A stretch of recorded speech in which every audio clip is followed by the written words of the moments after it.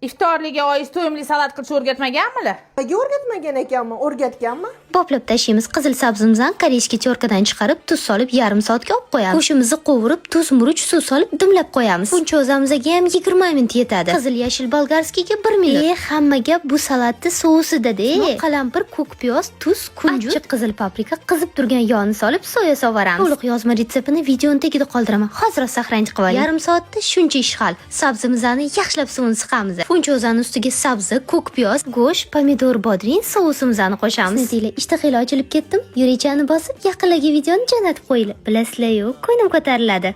Mazasiga gap bo'lishi mumkin emas. Olinglar. Bismillahirrohmanirrohim.